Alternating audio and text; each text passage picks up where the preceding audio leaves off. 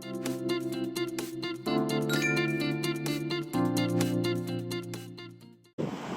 ัสดีครับสวัสดีผู้ชมทุกคนครับพามาดูรถแท็กเตอร์ครับรถไถใหญ่ครับที่เห็นเป็นคูโบต้าครับ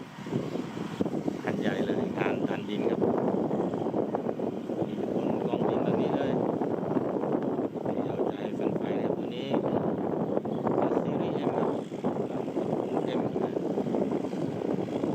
แรงครับของเทอร์โบ140ครับตัวใหญ่เลยน่าจะเป็น M108 แบบX ครับนี่อยู่ไกลเหลือเกิน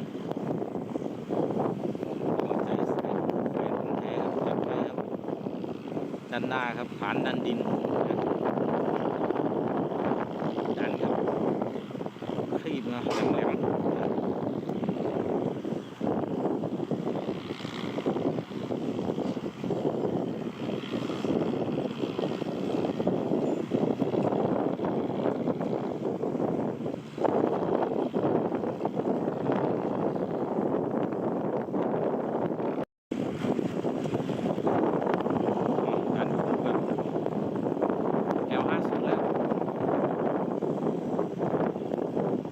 พี่ใหญ่กับน้องเล็ก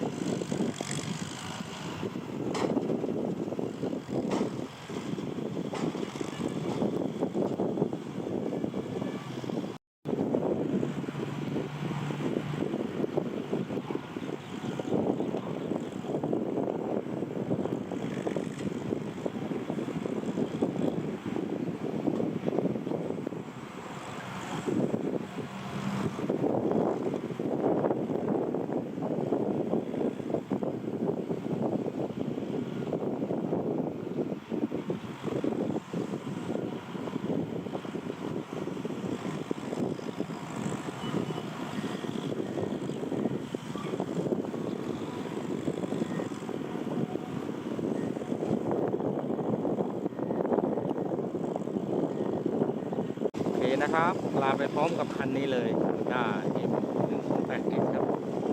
รุ่นใหญ่ซีรีส์ M ครับพบกันในคลิปหน้าครับวันนี้สวัสดีครับ